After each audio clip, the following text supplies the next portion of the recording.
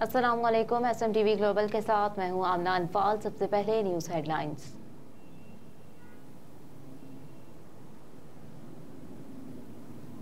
यूनान से हमारे नुमाइंदे मियां सगीर अहमद की रिपोर्ट के मुताबिक आज एथेंस के 40वें मैराथन दौड़ों के मुकाबलों में कीनिया के एडविन कैप्टो ने मैदान मार लिया। हेलेंक एथलेटिक्स फेडरेशन के जेर एहतमाम 70,000 अफराद ने एथेंस के 40वें मैराथन दौड़ों के सालाना मुकाबलों में आज हिस्सा लिया। दुनिया भर से खिलाड़ियों ने इसमें शिरकत की और मुख्तलिफ कैटेगरी की दौड़ों में हिस्सा लिया। इस दौड़ को देखने के लिए यूनान और दीगर ममालिक से ताल्लुक रखने वाले अफराद ने बड़ी तादाद में शिरकत की। 42 किलोमीटर मैराथन दौड़ का आगाज यूनान के तारीखी इलाके मारथोना से किया गया, जिसका इख्तिताम एथेंस में तारीखी ओलंपिक स्टेडियम पांथेयानिक स्टेडियम पर हुआ, जिसे कीनिया के 40 साला एडविन कैप्टो ने अपने नाम कर लिया। उन्होंने ये फासला 2 घंटे 10 मिनट और 34 सेकंडों में तय किया। कीनिया के रोहानजे लोकेताम कैरियो दूसरे, जबकि रवांडा के फेलिसिनियन मोहेतरा तीसरे नंबर पर है। जैसे ही एडविन कैप्टो ने फिनिश लाइन के रिबन को अबूर किया, स्टेडियम में मौजूद सैकड़ों अफराद ने फलस्तीन के झंडे निकाल लिए और फ्री फलस्तीन के नारे लगाए।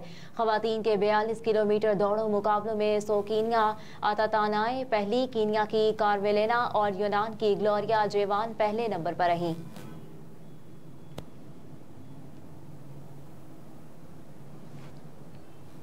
निगरान विफाकी काबीना का अहम इजलास बुध को तलब कर लिया गया। निगरान वज़ीर आज़म अनवारुल हक काकड़ इजलास की सदारत करेंगे। ज़राए के मुताबिक विफाकी काबीना मुल्की सियासी और मुआशी सूरत हाल का जायजा लेगी। निगरान विफाकी काबीना 6 निकाती एजेंडे पर गौर करेगी। खलीज ममालिक के साथ फ्री ट्रेड एग्रीमेंट के 5वें दौर से मुतालिक उमूर का जायजा लिया जाएगा। 5वां दौर 26 से 28 सितंबर को सऊदीया के दारुल हुकूमत रियाज में होगा। मामूली तब्दीली के साथ हज पॉलिसी 2024 एक बार फिर काबीना इजलास में पेश की जाएगी। बैंकों को माली साल 2021-22 में ज़र मुबादला पर गैर मामूली मुनाफे पर टैक्स की मंजूरी ली जाएगी। बिजनेस वीजा ऑनलाइन लिस्ट में मजीद ममालिक को शामिल करने की मंजूरी ली जाएगी। आज़ाद जम्मू कश्मीर कौंसिल के 2023-24 के लिए बजट की मंजूरी एजेंडे में शामिल है।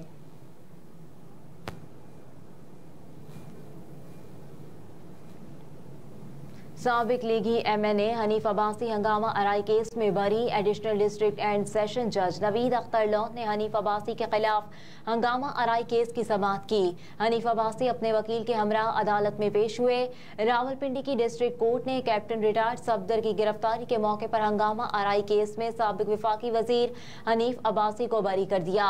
हनीफ अब्बासी के खिलाफ जुलाई 2018 में कार्य सरकार में मुदाखलत और दफा 144 की खिलाफ वर्जी का मुकदमा थाना सिटी में दर्ज किया गया था।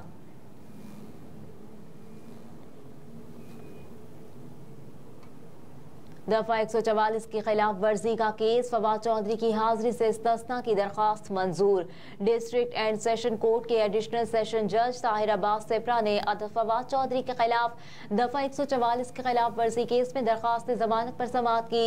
फवाद चौधरी के वकील एडवोकेट कमर इनायत अदालत के रूबरू पेश हुए, जबकि साबिक वफाकी वजीर की हाजिरी से इस्तिस्ना की दरखास्त दायर की गई, जिसमें कहा गया कि फवाद चौधरी जुडिशल रिमांड पर जेल में है, इसलिए वो अदालत पेश नहीं हो सकते। अदालत ने फवाद चौधरी की हाजिरी से इस्तिस्ना की दरखास्त मंजूर करते हुए केस की मजीद समाअत 23 नवंबर तक मुलतवी कर दी। जमीन मालिक को बगैर अदायगी रोड बनाने पर पंजाब हुकूमत पर 10 लाख रुपए जुर्माना। सुप्रीम कोर्ट में चीफ जस्टिस काजी फाइज ईसा की सरबराही में 3 रुकनी बेंच ने दरखास्त पर समाअत की। दौरान समाअत चीफ जस्टिस काजी फाइज ईसा ने एडिशनल एडवोकेट जनरल पंजाब बलीगुज़्ज़मा पर फजूल मुकदमेबाजी करने पर इजहार बरहमी करते हुए कहा कि सरकार ने किसी की जमीन पर बगैर इजाजत और मुआवजा सड़क कैसे बनाई। दरखास्त गुजार ने सरकार को जमीन गिफ्ट नहीं की और न ही सरकार ने कानून के मुताबिक जमीन हासिल की। ऐसे फजूल मुकदमे की दरखास्त आपने सुप्रीम कोर्ट में क्यों दायर की। चीफ जस्टिस काजी फाइज ईसा ने इजहार बरहमी करते हुए कहा कि हमारा काम ये रह गया है कि हम एडवोकेट जनरल्स को आइन पढ़ाते रहें, क्यों ना ऐसे फजूल मुकदमेबाजी के लिए आप पर जुर्माना लगाएं। एडिशनल एडवोकेट जनरल की ड्यूटी क्या है, कैसे इस तरह फजूल दरखास्त दायर की। हकीकी मुकदमात साइडलाइन करके फजूल और गलत मुकदमात फाइल किए जाते हैं। फजूल मुकदमात फाइल करके अवामी वसाइल के साथ साथ अदालती वक्त का ज़िया किया जा रहा है।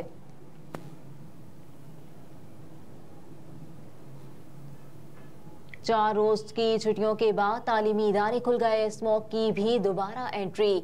सुबह सवेरे स्कूलों और कॉलेजों के तालिबे इल्मों की आमद का सिलसिला शुरू हो गया। स्कूल खुलते ही लाहौर शहर में स्मोक ने फिर से डेरे डाल दिए। आलूदगी के एतबार से लाहौर दुनिया में एक बार फिर से दूसरे नंबर पर बराजुमान, जबकि शहर का मजमूई इंडेक्स 285 रिकॉर्ड किया गया। गुलबर्ग में फजाई आलूदगी का तनासुब 401, आमिर टाउन के इलाके का एयर क्वालिटी इंडेक्स 414, मान रोड के अतराफ में AQI 398 रिकॉर्ड किया गया। मौसम का हाल बताने वालों ने कहा कि शहर में अगले 24 घंटों में बारिश बरसने का कोई इम्कान नहीं।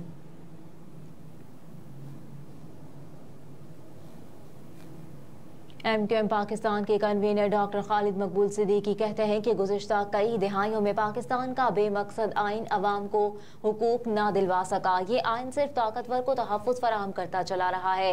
अवामी राब्ता मुहिम के हवाले से मुनक़िदा इज्तिमा से खिताब करते हुए खालिद सिद्दीकी ने कहा कि आज का इज्तिमा ये ऐलान कर रहा है कि लांडी के कारकुनान ने खुद को जितवा दिया। अल्हम्दुलिल्लाह आज पाकिस्तान के ऐवानों में आम पाकिस्तानी बैठा है तो सिर्फ MQM ने पहुँचाया है। हमारा ऐवान में बैठा हर मेंबर आम पाकिस्तानियों से ताल्लुक रखता है। आज जो सामने बैठे हैं कल वो लोग यहाँ स्टेज पर बैठे होंगे, यही MQM है। MQM पाकिस्तान के कन्वीनर ने कहा कि 1990 में जितने उम्मीदवार खड़े किए सब के सब जीत गए थे। MQM ने पहले बल्दियाती इलेक्शन में जो उम्मीदवार खड़े किए और उनके सामने कोई और खड़ा ना हो सका। MQM के तमाम मुंतखब नुमाइंदों के होते हुए हम अपने खिलाफ ऑपरेशन को ना रुकवा सके। हमारे मुल्क में मुंतखब क़यादत की ये औकात थी, आइन पाकिस्तान को ये और ना ही आम आदमी को तहफ़्फ़ुज़ दे सका। हैदराबाद में CTD ने कार्रवाई करके कालादम तंजीम के अहम कारकुन को गिरफ्तार कर लिया। हैदराबाद में CTD ने कार्रवाई के दौरान कालादम तंजीम के अहम रुकन को हिरासत में ले लिया। तर्जुमान CTD के मुताबिक दहशतगर्दों के मौजूदगी के मटियारी के करीब कार्रवाई की गई। इस दौरान CTD की टीम की भरपूर मुज़ाहमत का भी सामना करना पड़ा। मुकाबले के बाद एक दहशतगर्द को गिरफ्तार कर लिया गया। अंधेरे का फायदा उठाते हुए 2 दहशतगर्द फरार होने में कामयाब हो गए। गिरफ्तार दहशतगर्द के कब्जे से कलाशनकोव और दस्ती बम बरामद कर लिया गया। मुल्जिम दहशतगर्दी की मुतादिद वारदातों में मुलव्विस था।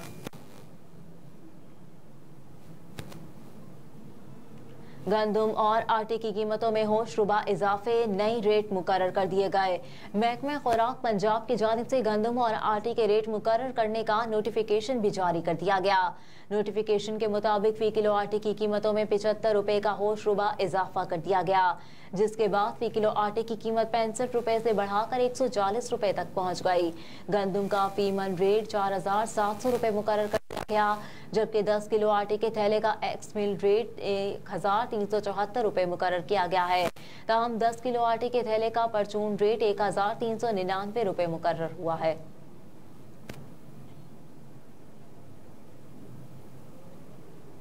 और अमरीकी सदर और अमीर कतर के दरमियान टेलीफोनिक राब्ता, गज़ा की सूरत हाल पर तबादला ख्याल।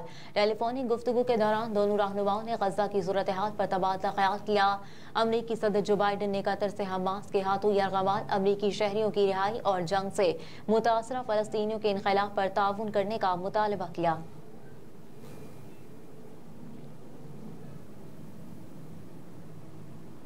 हेडलाइंस आप जान चुके। न्यूज़ स्टूडियो से फिल वक्त इतना ही। आप देखते रहिए SMTV ग्लोबल।